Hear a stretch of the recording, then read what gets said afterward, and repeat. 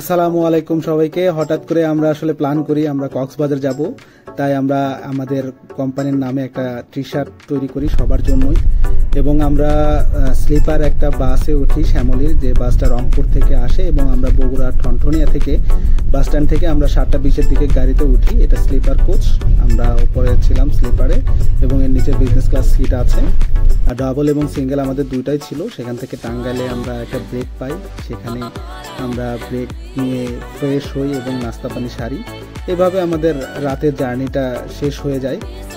আমরা অলমোস্ট নূরজাহান হোটেলে, এটা ফজরের দিকের ঘটনা, আমরা খাচ্ছি কারণ আমাদের গাড়ি আসতে একটু লেট করে, স্লিপার গাড়ি অত বেশি টানতে পারে না। পরে আমরা গন্তব্যস্থলে পৌঁছে যাই শেষমেশ।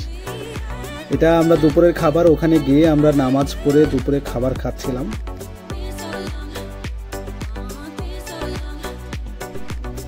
সমুদ্রে আসলে যেটা হয় সেটা হলো গোসল করার জন্য একটা ক্রেভিং সবসময় ভিতরে কাজ করে। তো আমরা হোটেল থেকে খুব দ্রুতই রওনা হলাম নামাজের শেষে, দুপুরে খাওয়া দাওয়ার পরে সমুদ্রে গোসল করার জন্য।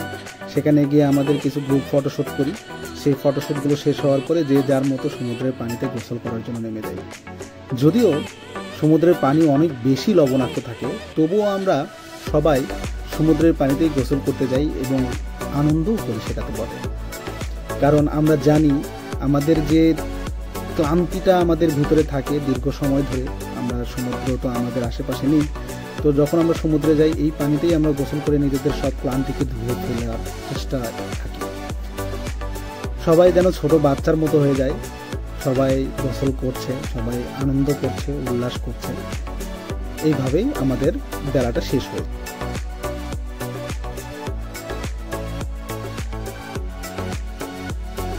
এরপরে আমরা কলাতলি বিচে যাই। সেখানে গিয়ে আমরা কলাতলি বিচে খাওয়ার রাতের ডিনার যেটা, সেখানে আমরা মাছ খাই, থাই স্যুপ এবং কাঁকড়ারও অভিজ্ঞতা নেওয়া হয়। সেখান থেকে আমরা রাতে শুটকি কেনার জন্য যাই বার্মিজ বাজারে। নানান ধরনের শুটকি মার্কেট যাদের ছিল সেগুলো।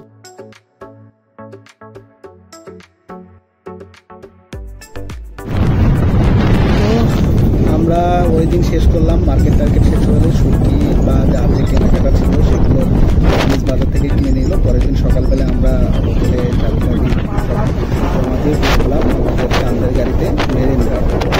মেরিন ড্রাইভের অভিজ্ঞতাটা আসলে অনেক সুন্দর। পাশে আমরা চলতে থাকলাম দিগন্তের দিকে, টেকনাফের দিকে। তো সুন্দর পরিবেশ, বাতাস লাগছে, দাঁড়িয়ে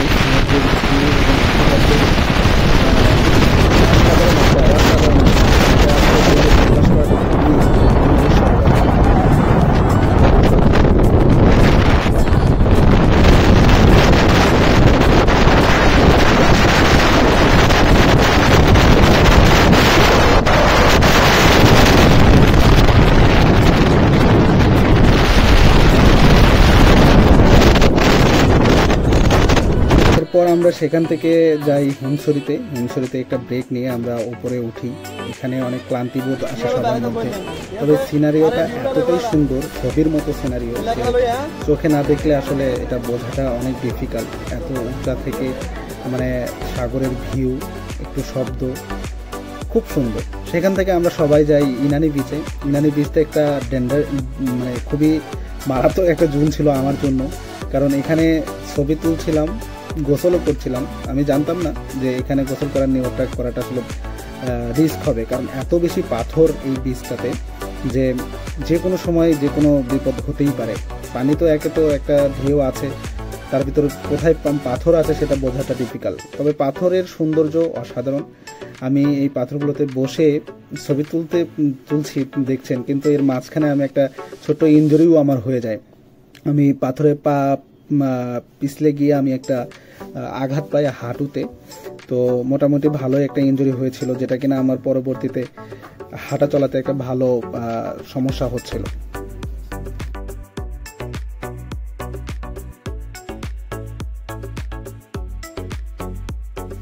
তো সেই ব্যাপারটাকে দুর্ভোগ করার জন্য একটু টেপ দিয়ে সেটাকে রাখি এবং রেখে আবার আমরা টেকনাফ থেকে তো সেখান থেকে হোটেলে ফেরার পথে আমরা দুপুরের খাওয়া দাওয়া সুন্দরভাবে চলতেছিল। গাড়িটা খুবই অসাধারণ একটা অভিজ্ঞতা হচ্ছিল, কারণ মনোমুগ্ধ করে এর আগেও যদিও আসা হয়েছিল, বাট এরকম পরিবেশ আসলে সব সময়ের জন্যই আসলে প্রয়োজন।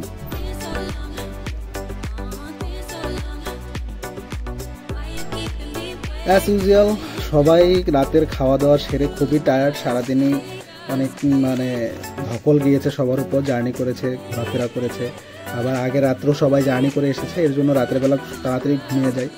সকালবেলা উঠে আমরা সর্বপ্রথমে সেন্ট মার্টিনে যাওয়ার একটা সিদ্ধান্ত নিই। পয়লা ডিসেম্বরে প্রথম সেন্ট মার্টিন ওপেন হয়, রাতের বেলা এইগুলো অ্যারেঞ্জ করতে হয়। সেখান থেকে আমরা সেন্ট মার্টিনে যাওয়ার পথে এয়ারপোর্টের সামনে একটা মাছের আড়ত আছে, সামুদ্রিক মাছ পাওয়া যায়, কাঁকড়া পাওয়া যায়। তো সেখানে আমরা একটু অপেক্ষা করি এবং সেগুলোকে দেখার এবং অভিজ্ঞতা নেওয়ার চেষ্টা করি। মাছগুলো খুবই তাজা ছিল, কারণ সমুদ্র থেকে জাস্ট উঠায় নিয়ে আসতেছিল, এবং সেখানে আমরা এই মাছগুলো দেখলাম, সেগুলোর দাম দর করার চেষ্টা করলাম। যদিও কিনে তো অত দূর থেকে নিয়ে আসাটা পসিবল না, তবে আমরা দেখে মজা নিলাম আর কি।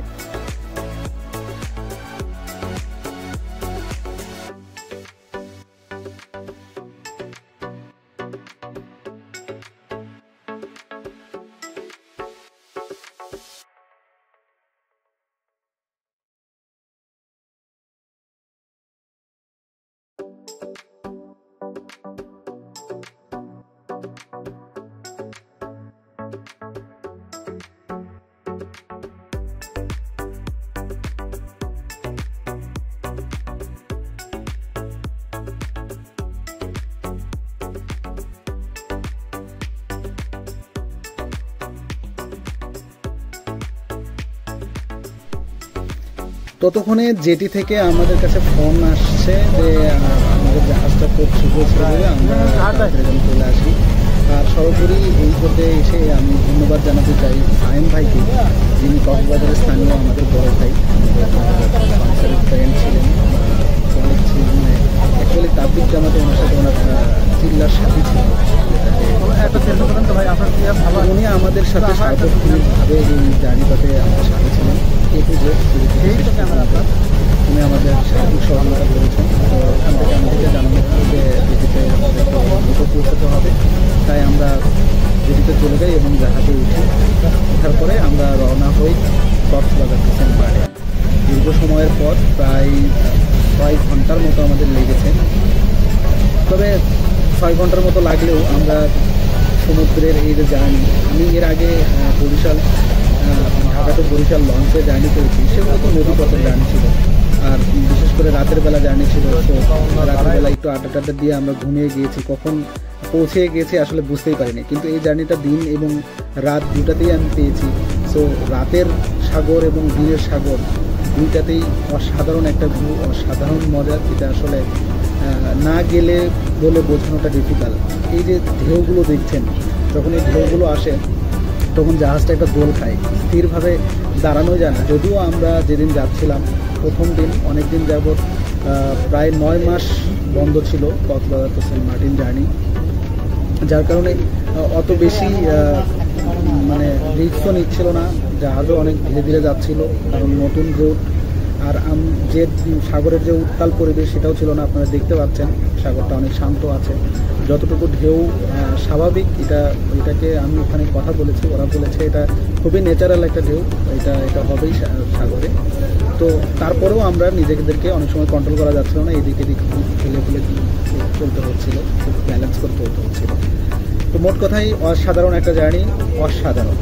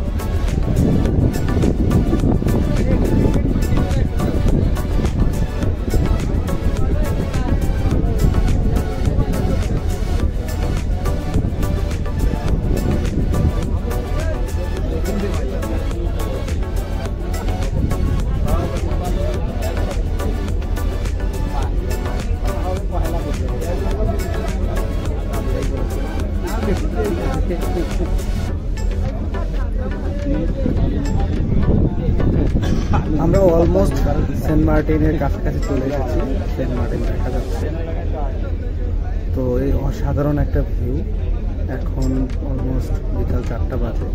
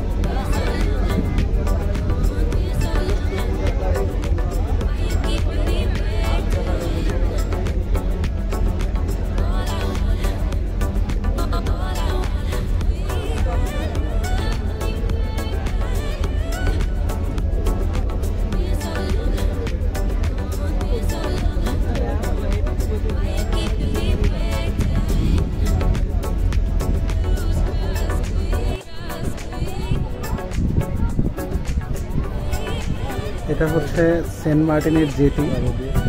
তো অনেকদিন যাবৎ যেহেতু কক্সবাজার থেকে সেন্ট মার্টিনের উদ্দেশ্যে কোনো জাহাজ বা কোনো পর্যটক আসেনি, সেই জন্য মানে সেন্ট মার্টিনের একটা বেহাল অবস্থায় হয়েছিল। সেখানকার যারা মানুষজন ব্যবসা করে খায় তাদের জনযাত্রার একটা ভালোই সমস্যা হচ্ছিল, যাতে পর্যটক না আসলে তারা আসলে করে খাবে তাকে।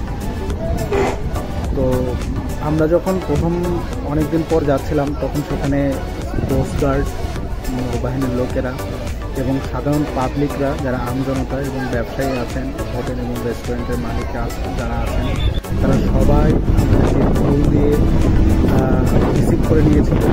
এবং এটা one of the most seen I ever, যে এত সুন্দর সাগরের পানিতে সূর্য ডুবে যাচ্ছে নিজের চোখে, মানে চর্ম চোখে যেটাকে বলে এনজয় করা, সেটা করছি। অসাধারণ একটা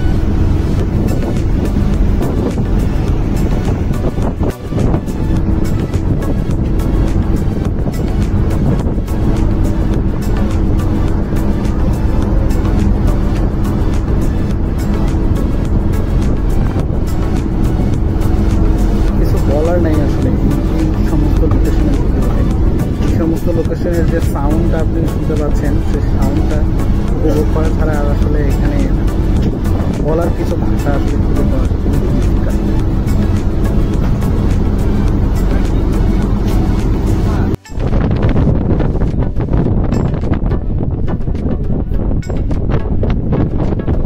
সে ছিল আমাদের সেলফি সুপারস্টার, সবসময় সেলফি নিয়ে ব্যস্ত ছিল, ক্যামেরা, মোবাইল, সে যেভাবেই হোক না কেন ছবি তুলতে হবে এরকম একটা প্রতিযোগিতায় নেমে গিয়েছিল।